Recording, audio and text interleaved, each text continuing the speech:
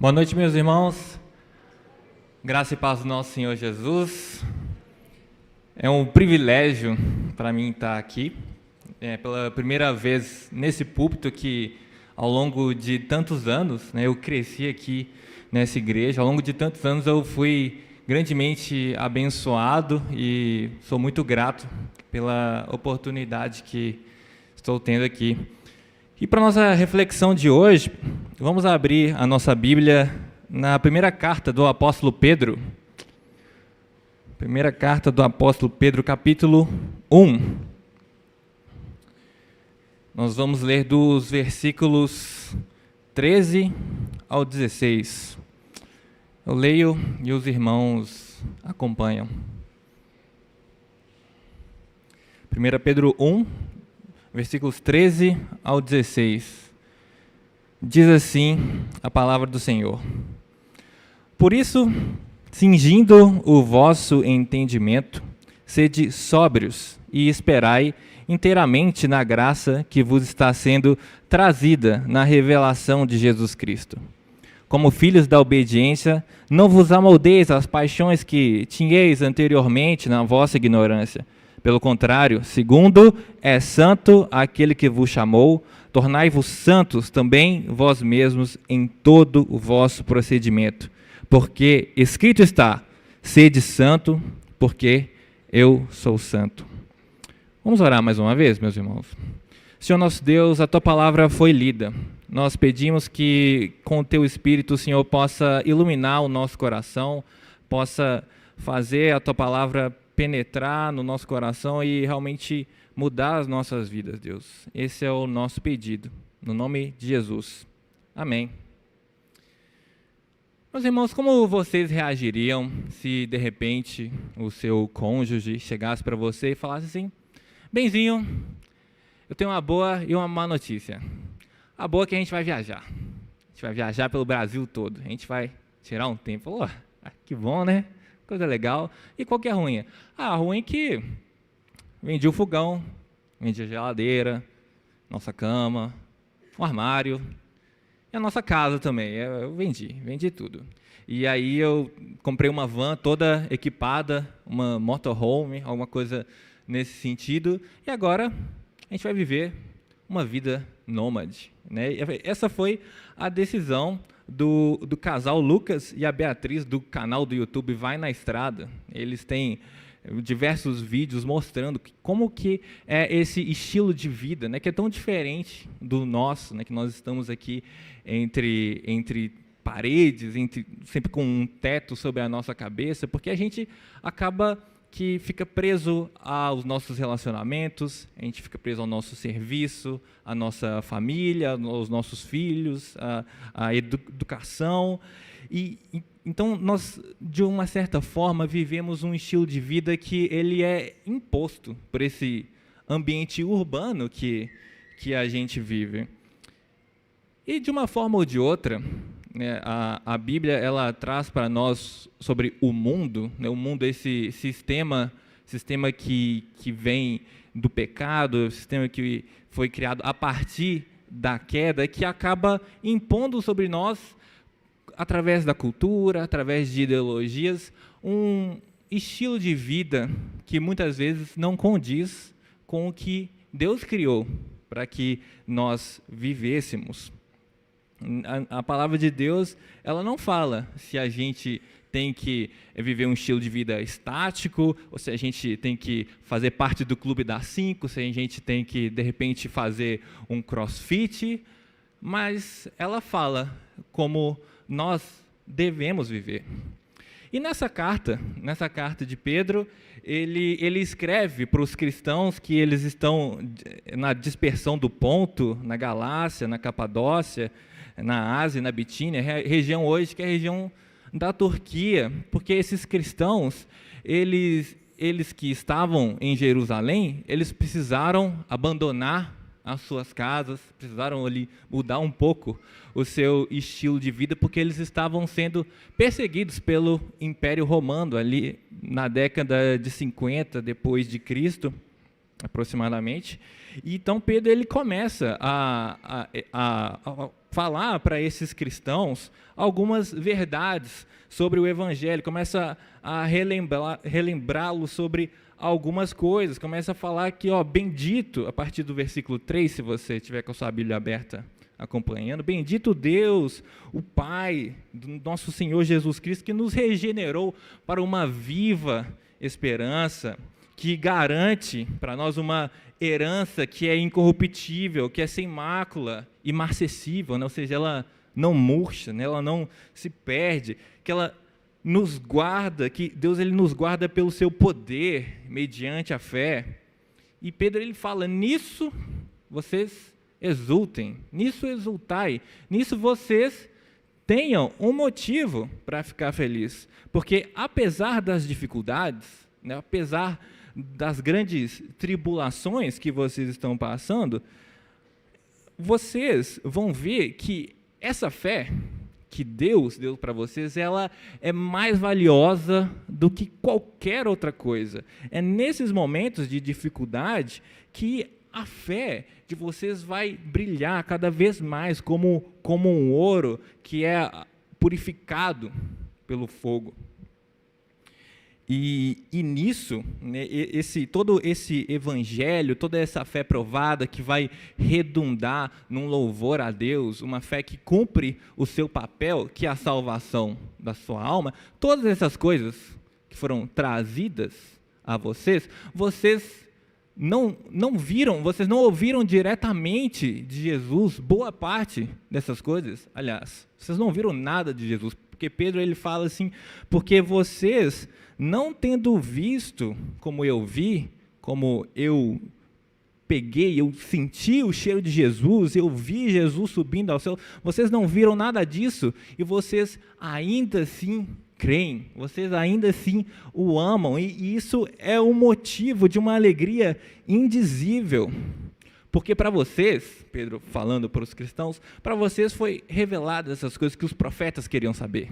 Quando a gente olha Isaías, Jeremias, eles enxergavam as coisas por sombras, né? Eles não tinham uma revelação completa, né? Que até os anjos, a palavra aqui é prescrutavam, ou seja, eles queriam saber minuciosamente sobre as coisas que iriam acontecer, e essas coisas foram reveladas a vocês, essas coisas foram reveladas a nós, como igreja. O tesouro da igreja de Jesus Cristo é a sua palavra.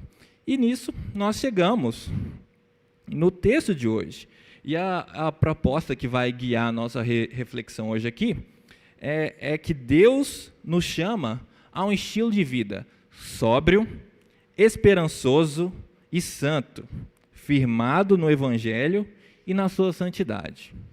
Mais uma vez, Deus nos chama a um estilo de vida sóbrio, esperançoso e santo, firmado no Evangelho e na sua santidade. E o nosso primeiro ponto, nós vamos conversar um pouco sobre sobriedade. Antes da gente entender o que é ser sóbrio, acho que sempre ajuda a gente a compreender qualquer conceito e a gente entender o que é o contrário, o antônimo disso. Qual que vem na cabeça logo quando você pensa como o contrário de sóbrio? Uma pessoa que está embriagada. Não é E o que é estar embriagado? Quando a gente pensa, né, nesse excesso de álcool no nosso organismo, né, o nosso organismo ele entende o álcool como um tipo de toxina, né, alguma coisa estranha, mas que quando chega no nosso cérebro produz uma sensação de dopamina, né, uma sensação de prazer, mas que ao mesmo tempo diminui a comunicação entre os neurônios, deixa o cérebro mais devagar, a nossa coordenação motora não fica tão legal, diminui o autocontrole, dificuldade de formar novas memórias, né? Tudo isso são efeitos contrários, é o contrário do que é estar sóbrio, né? Mas antes fosse uma coisa necessariamente ligada ao consumo de álcool, porque o que Pedro está falando aqui é o contrário de quê? De ser descomedido, desequilibrado, desregrado, exagerado, excessivo, espalhafatoso, extravagante, ostentoso, soberbo, esbanjador, desperdiçador. Isso aqui é o contrário, viu, gente? Não vamos por esse caminho. Ou seja, tudo que tem a ver com o excesso, com a falta de equilíbrio. Então, ficou fácil, né? O que é ser sóbrio, então? Ser sóbrio é não estar intoxicado com os excessos. É enxergar a realidade com clareza. É ter um bom discernimento das coisas. E o que o Pedro está fazendo aqui é fazer esse chamado a viver uma vida com equilíbrio. E para Pedro, essa questão é uma questão que é muito cara, assim, uma questão que é fundamental, porque esse comando ele se repete por 3 vezes. Essa é a primeira. A carta de Pedro não é uma carta muito comprida. Se nós olharmos no capítulo 4, versículo 7, Pedro ele fala novamente o sede sóbrios num contexto para exercer um controle aplicado à nossa oração, né? Que muitas vezes a gente simplesmente não quer ter um tempo com Deus, a gente não quer orar, e Pedro coloca nesse contexto, envolvendo ali a volta de Cristo. No capítulo 5, versículo 8, Pedro ele coloca ali o ser sóbrio com relação à nossa capacidade de estar atento, vigilante, e logo em seguida ele fala de Satanás, ele fala do inimigo da igreja, que enquanto se ele puder causar algum dano à nossa vida, ele já está ali. Então, Pedro ele coloca essa questão do ser sóbrio como algo de grande importância para o estilo de vida cristão. E aí, eu pergunto para os irmãos, quais são, ou qual é, ou os excessos na sua vida? Assim, o que tem feito com que você tenha perdido o seu equilíbrio? Muitas vezes a gente acaba perdendo muito tempo no nosso entretenimento, no nosso celular.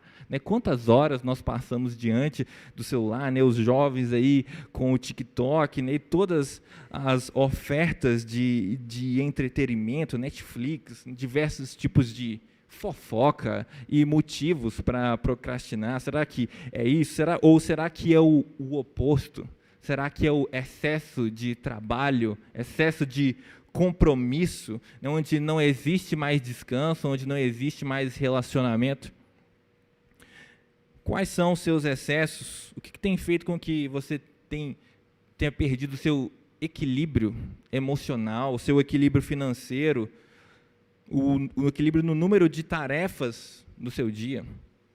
Meu professor de grego, ele tem uma frase assim, que ele fala todo semestre com a gente. Ele fala que assim que você levantar, Satanás vai estar ali do seu lado e ele vai te dar uma lista, a lista de coisas que você tem que fazer no seu dia. Todas as coisas muito legais, muito ótimas, assim, perfeitas. Mas não vai sobrar um minuto para você ter um tempo com Deus. Não vai sobrar um minuto para você ler a Bíblia, para você ter um momento de oração.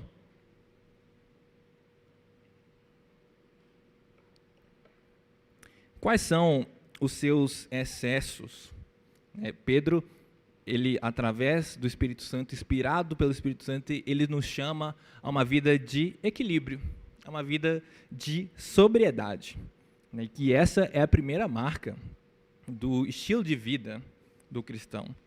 E a segunda marca, a gente, acompanhando o nosso texto aí no versículo 13, a gente lê que por isso, ou seja, por todas essas coisas que Pedro acabou de falar sobre o Evangelho, cingindo o vosso entendimento, sede sóbrios e esperai inteiramente na graça que vos está sendo trazida na revelação de Jesus Cristo. O que Pedro quis dizer com isso? Se a gente voltar alguns versículos, a gente vê que no versículo 3, Pedro, ele fala de uma viva esperança, que Deus ele nos regenerou para uma viva esperança, ou seja, uma esperança que é um substantivo, certo? Se a gente olha no versículo 21, ele fala novamente de uma esperança, que é uma esperança que é um substantivo. Agora, se você fizer um sanduíche, você vê que agora a esperança, nesse versículo aqui, ela é um verbo. Ela é um verbo no imperativo, assim, é uma ordem. Esperai, um verbo que coloca essa esperança em movimento, que ela precisa produzir alguma coisa. E para onde que Pedro está apontando essa esperança? Deposite. Pedro ele quer que a gente faça isso, que a gente deposite a nossa esperança no que foi trazido a nós pelo Espírito Santo, foi o que foi revelado, todas essas maravilhas que a nós foi trazida aqui nas Escrituras, tudo que nós podemos saber sobre o caráter de Deus, sobre o que Deus é, sobre o que Deus faz, que a gente coloque nisso a nossa esperança. Que em Cristo, que nossa justificação, a nossa regeneração, o fato de nós sermos selados para a salvação, como nós cantamos aqui, que nisso a gente tenha a nossa esperança. O estilo de vida do cristão, ele precisa ser regado de esperança. É aquele tipo de esperança que a gente olha para o futuro e a gente não tem medo. A gente não é uma coisa que deixa o nosso coração ali cheio de ansiedade, um olhar para o futuro que impacta a nossa vida hoje, no presente, que muda a nossa forma de agir.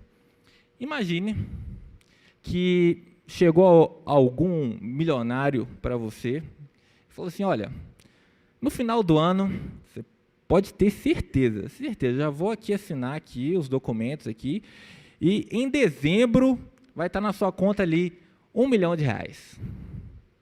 Como que isso impactaria o seu dia a dia? Será que você ia olhar para as suas contas da mesma forma? Será que você iria ficar preocupado ali com as suas despesas, às vezes ali com uma dívida ou outra que você fez ali no cartão? Será que você ia afetar os seus sonhos? Né, as possibilidades que você enxerga no futuro, né, e as suas necessidades, ou será que isso ia impactar a sua vida de alguma forma? Bom, Jesus, ele não promete R$1 milhão para ninguém, gente, mas Jesus, ele promete umas coisas interessantes. Jesus, ele prometeu que ele estaria conosco todos os dias da nossa vida, até a consumação do século. Ele prometeu que nós, como suas ovelhas, jamais seríamos roubadas das suas mãos, né, dele como ele sendo o bom pastor que dá a vida pelas suas ovelhas, que ele jamais deixaria com que a gente se perdesse. E como João escreve, né, na sua primeira carta, e essa é a promessa que ele nos fez, a vida eterna. Mas muitas vezes parece que a ideia de R$1 milhão é um pouco mais tentadora, não é? A ideia de R$1 milhão coloca uma perspectiva na nossa vida, para a nossa vida futura, que é muito mais concreta, né? Na nossa cabeça, assim, que é muito mais real e palpável do que as promessas de Jesus. E por que isso acontece? Porque, no fundo, a gente acredita que o dinheiro ele é mais confiável que Jesus. E esse dinheiro, às vezes, pode não ser esse objeto que te enche o seu coração de esperança, pode ser outra coisa, pode ser um relacionamento, pode ser a sua carreira, pode ser a sua vida acadêmica, os seus amigos, estar no meio das pessoas, isso enche o seu coração de que eu não estou sozinho. Pode ser N coisas que pode substituir esse lugar que Jesus deveria ocupar no seu coração. Essa fonte de esperança. E ainda, Deus ele nos promete uma esperança não apenas para o céu, não apenas, quando eu morrer, porque Paulo, ele escreve assim que o meu Deus suprirá todas as necessidades de vocês, de acordo com as suas glórias e riquezas em Cristo Jesus. Isso é Filipenses 4,19. Tudo através de Cristo, tudo através de Cristo. O estilo de vida que ele é pautado, que ele é marcado pela esperança, ele tem na sua mente e o seu apetite voltada para as coisas dos céus, voltada para as esperanças, para a promessa de Deus na nossa vida. Igual um atleta, né, que ele se desvencilha de uma rotina comum, de uma dieta comum, tudo em prol de um troféu e de uma medalha, que a gente possa ser essas pessoas que abrem mão de perseguir esses prêmios que às vezes até são legais, mas que perdem o seu valor em pouco tempo. Alguém se lembra qual foi a medalha de ouro de natação nas Olimpíadas de 10 anos atrás? Assim, perde o seu valor, perde o seu valor de uma forma muito rápida. E o que Pedro está falando aqui para a gente é para que a gente possa ter a nossa mente nas coisas lá do alto, né, que o prêmio da graça de Cristo é um prêmio que ele dura para sempre, né, que é um prêmio que ele é muito mais valoroso. E essa é a segunda marca do estilo de vida de um cristão, que ela é pautada pela esperança. A esperança é essa firmada em Cristo Jesus e nas suas promessas. O que tem abalado a esperança no seu coração? Será que é o seu pecado? As suas falhas de caráter? Será que são os seus relacionamentos? Ah, não, Deus, meu temperamento é muito difícil, eu não consigo. Será que é a incerteza com relação ao futuro aqui, nessa vida? Falando, não sei o que eu vou fazer de faculdade, eu não sei qual que vai ser o meu emprego, não sei como é que vai ser o meu sustento. O que tem abalado a esperança no seu coração? Saiba que Deus ele te chama a colocar a sua esperança nele, porque ele é o bom pastor que cuida das ovelhas e ele guia as ovelhas pelos pastos verdejantes até as águas tranquilas. E a terceira e última marca do estilo de vida do cristão é a santidade. O texto, ele depois do versículo 13, ele continua assim: como filhos da obediência, não vos amoldeis às paixões que tinhais anteriormente na vossa ignorância. Pelo contrário, segundo é santo aquele que vos chamou, também tornai-vos santos também vós mesmos em todo o vosso procedimento. Ou seja, Pedro diz aqui, como filhos da obediência. Gente, eu sou filho dos meus pais. Novidade, né? Meus pais ali, o Joel e a Cláudia. E muita gente fala assim, nossa, André, você é a cara do seu pai. Muita gente fala assim, nossa, André, mas você é muito parecido com a sua mãe, né? Então, assim, eu pareço com os dois, no fim das contas. E quando Pedro coloca aqui, filho da obediência, quer dizer assim, olha, assim, será que está falando da obediência dessas pessoas? Será que está falando, será que, assim, filhos da obediência de quem? Quem que foi esse que obedeceu? Como filhos, como herdeiros da obediência, não de vocês, mas da obediência de Cristo. Como resultado dessa obediência, vocês façam e tenham uma vida que é coerente com essa herança que vocês receberam de Cristo. Que e Pedro aqui, ele se baseia na identidade desses cristãos para apontar para um tipo de comportamento, um tipo de mentalidade, que é uma mentalidade que é santa. Certa vez chegou para mim um vídeo no WhatsApp, né? Esses vídeos de WhatsApp sempre são uma surpresa, né? E tava lá uma calopsita, que ela foi criada desde novinha, com um grupo de cachorros, assim, uns 6 cachorros numa casa. E com o tempo, essa calopsita começou a parar de voar, o bichinho só queria saber de andar no chão, e aí os cachorros eles iam latir no portão, e a calopsita ia atrás, e assim, como quem queria latir também, e assim, olhando no vídeo, é uma coisa muito fofinha, mas só que, quando nós, como cristãos, a gente que é regenerado, nós que nascemos de novo, né, a gente começa a ter um comportamento diferente da nossa identidade, um comportamento que não condiz com quem nós somos, ou quem nós somos feitos em Cristo. Isso é um problema. E Pedro, ele chama essa atenção para que a gente viva esse estilo de vida santo, porque foi o estilo de vida que Jesus viveu. O cristão, né, os primeiros cristãos, eles foram chamados cristãos porque, apesar de no português parecer que está no aumentativo, né, como se fosse um Cristo grande, na verdade a ideia era de um cristinho, né, um Cristo pequeno, ou seja, um pequeno imitador de Cristo.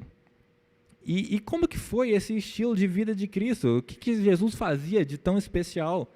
Bom, entre muitas coisas, né? Jesus, ele abria mão da sua vontade para satisfazer a vontade do Pai. Ele tinha em mente os propósitos santos de Deus em tudo que ele fazia. Ele não se entregava aos ídolos. Jesus, ele não construía castelos na ponte, né? Porque ele sabia que ele estava nesse mundo como um peregrino. Você já viu alguma grande construção em cima de uma ponte? A gente vê grandes pontes, mas a gente nunca vê grandes construções em cima de uma ponte. Por quê? Porque a ponte é um lugar de passagem. Você está ali para ligar a ponte está ali para ligar um lugar ao outro. Não é para você ficar ali, não é para você focar naquilo. E muitas vezes as pessoas, elas se pegam construindo grandes edifícios, grandes castelos, aqui, nessa vida, que é passageira. Mas Jesus, ele sabia que ele tinha uma missão. Jesus, ele sabia que ele era um peregrino aqui. E Pedro, ele nos chama, ele nos atenta a tudo isso. Porque tem gente que pensa que o legal é viver aqui mesmo. Tem gente que pensa que o legal é o hoje, aqui, agora, e é isso.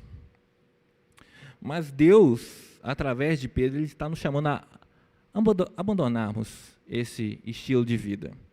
Pedro, através de Deus, ele está nos chamando a gente viver uma vida santa, uma vida como Jesus viveu. Jesus, este que é santo, santo segundo Deus é santo, santo como Deus é santo.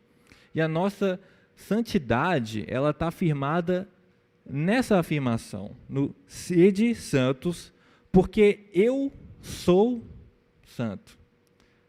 Agora, se viver uma vida sóbria, uma vida equilibrada, já é um desafio, né? Se colocar a nossa esperança nas promessas de Jesus, seja um desafio também. Agora, ser santo, com o nosso pecado, com todas as nossas falhas, as nossas más escolhas, maus pensamentos, palavras que não deveriam sair da nossa boca, aí ficou mais difícil ainda. A nossa missão, né, o versículo 16, esse que fala ser de santos, ele é uma citação do livro de Levítico, né, e não apenas de um lugar específico, mas de vários lugares onde isso aparece, porque esse é um foco desse livro, né, e um foco de uma gama de citações das Escrituras, que é o fato de Deus ele ser santo. A Bíblia é a revelação sobre quem Deus é. E ela fala muitas coisas sobre Deus. Ela fala que Deus ele é amor, ele fala que Deus ele é eterno, fala que Deus ele é espírito, mas o que ela dá mais ênfase é no fato de que Deus é santo, santo, santo. Os judeus, o povo hebreu, pela literatura deles, quando eles queriam dar uma ênfase em alguma coisa, em vez deles... como na nossa literatura, assim, eles darem grandes detalhes sobre tudo, eles repetiam as coisas, repetiam as palavras. E esse é o único adjetivo que a gente tem falando que Deus ele é santo, santo, santo. É uma ênfase muito forte nesse sentido. E o que quer dizer santo? Bom, quando a gente coloca a palavra santo aplicada a Deus, a gente pode traçar dois significados. Primeiro, que é a de separado da natureza, separado da criação. Deus ele é totalmente outro. Não tem nenhum paralelo que a gente possa fazer com relação a Deus. Deus ele é totalmente distinto da natureza, totalmente distinto da sua criação. E no outro sentido é que Deus ele é totalmente separado do pecado. E ai daquele, né, que se aproxima de Deus com o pecado. Deus ele tem nojo, ele tem uma ira muito forte com relação ao pecado. Assim, não combina. Assim, é totalmente diferente, é totalmente afastado. Só que isso cria um problema gigante para nós. Porque nem mesmo o sumo sacerdote Josué, não sei se vocês conhecem, mas nem mesmo o sumo sacerdote Josué, o homem mais santo do mundo, pôde se aproximar de Deus. E por que é o homem mais santo do mundo? Bom, quando a gente olha lá no livro do profeta Zacarias, ele nos traz esse homem que ele é membro da nação de Israel, ou seja, a nação mais santa do mundo. Não o Israel, lá, o geopolítico, mas esse povo que foi escolhido por Deus, ou seja, foi separado dos outros. Olha, vocês aqui, vocês vão ser meus embaixadores, vocês vão mostrar a minha glória para os outros povos. Tudo bem, esse homem ele é da nação de Israel, mas só que essa nação, que ela é dividida em 12 tribos, ela tem uma tribo que é especial, que é a tribo de Levi. Essa tribo é separada para o serviço no templo, para adoração, ou seja, dentre os separados, dentre os santos, essa tribo ela é mais santa do que as outras. E dentre as pessoas dessa tribo, existe uma linhagem, que é a linhagem de Arão, e que essa linhagem iria vir os sumos sacerdotes.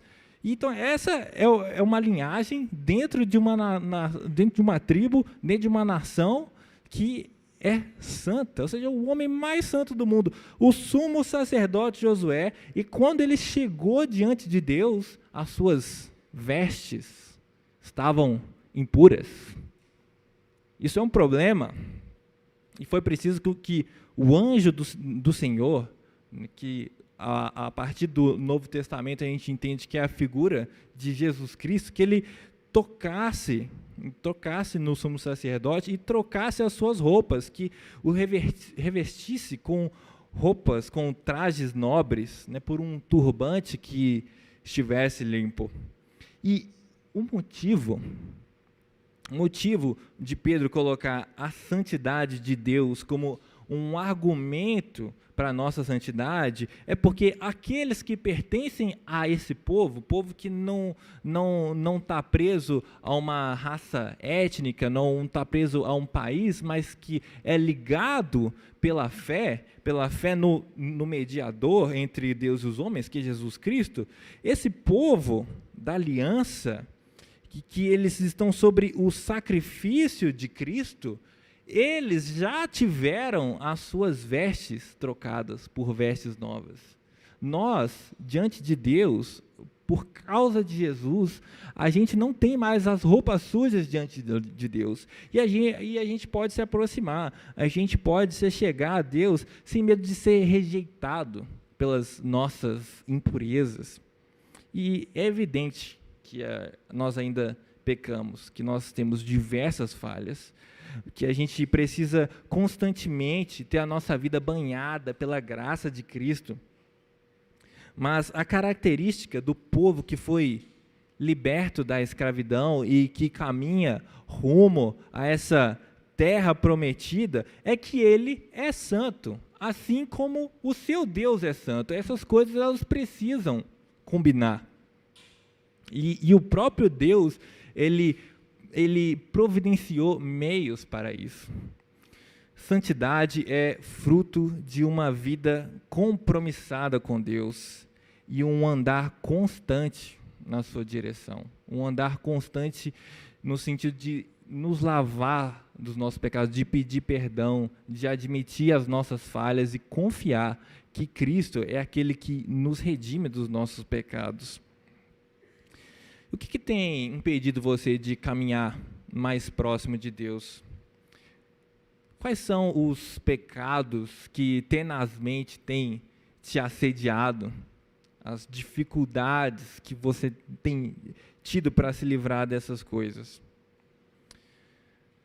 Bom, meus irmãos, já caminhando para o fim, talvez você estiver talvez você esteja pensando assim, essa vida não é para mim não, esse estilo de vida aí está muito puxado.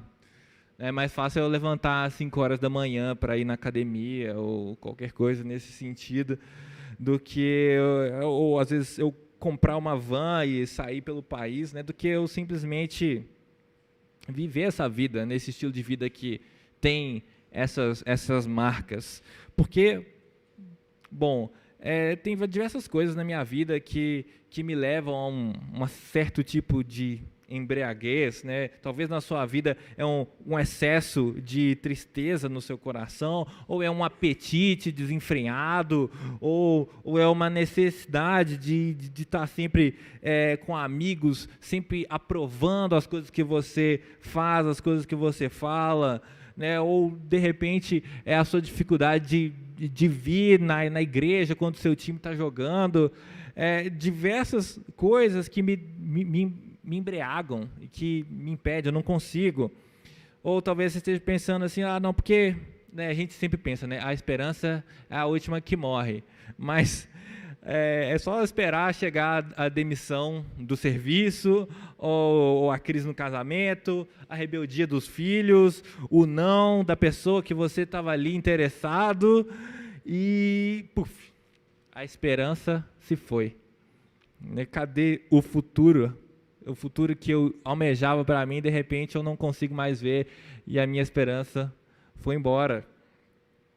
Ou talvez, né, essa ideia de estilo de vida vai embora logo na primeira vez que alguém me fecha no trânsito e eu falasse alguma coisa para essa pessoa, ou na primeira oportunidade de reclamar, de descontar a raiva em alguém, né, nas primeiras oportunidades, né, que eu fico com o meu computador sozinho em casa, essa santidade, ela vai embora. Esse estilo de vida não é para mim, e talvez você esteja pensando isso. Mas eu gostaria de te encorajar lembrando de um homem na Bíblia chamado Mefibosete. Assim, um nome um pouco diferente, mas esse era um homem manco, e ele era da família de Saul, que é um rei que se colocou como adversário, como um inimigo de Davi, que foi coroado rei depois dele. E a tradição dos reis da antiguidade, quando trocava a família de reinado, a família que estava governando, a tradição era que esse rei perseguisse e matasse todos os descendentes da família anterior, para que não tivesse nenhuma oportunidade de uma revolução, algo que divida o reino. Então, aí quando nós olhamos lá em 2 Samuel, no capítulo 9, Davi pergunta para os seus servos, sobrou alguém? Sobrou alguém da família de Saul? E os servos respondem, olha, sobrou um tal de Mefibosete. Mefibosete, um rapaz que ele tem um problema na perna, um cara manco, e falou, manda trazer ele aqui, traz o Mefibosete. E eu imagino que os servos de Davi já devam ter ficado assim, numa tensão, assim, nossa, o que ele vai mandar fazer? E para surpresa de todos, Davi recebe Mefibosete em sua mesa, fala, olha, você vai comer aqui comigo do melhor que eu tenho para te oferecer para o resto da sua vida. E por quê? Porque Davi, ele tinha um grande amigo chamado Jonatas. Jonatas era filho de Saul e Mefibosete era filho de Jonatas. Então, Davi, ele aceitou, ele convidou Mefibosete a participar da sua mesa, não porque Mefibosete era um cara legal, mas porque ele amava o seu amigo que morreu. Jonatas havia morrido na guerra junto com o seu pai, e aquele era o filho de Jonatas, do seu amigo amado, e ele convida esse filho, Mefibosete, a participar da sua mesa. Foi por causa do amor de Davi por Jonatas que Mefibosete pôde se assentar nesse banquete de Davi. E é por causa do amor de Deus, o amor do Pai por Cristo, que nós somos convidados, que nós podemos nos assentar nessa mesa de banquete. E Deus, Ele ama Ele ama a sua criação, mas Ele ama os seus filhos com um amor muito especial. E Ele ama esses seus filhos porque o Filho, Jesus Cristo, Ele foi perfeito em todas as coisas. E pela fé, nós somos ligados a Ele, nós recebemos, nós herdamos essa obediência. E através dessa obediência, nós nos tornamos dignos de assentar com o Pai, de ter comunhão com Deus e de poder viver uma vida que é marcada por essas coisas, pela sobriedade, pela esperança e pela santidade.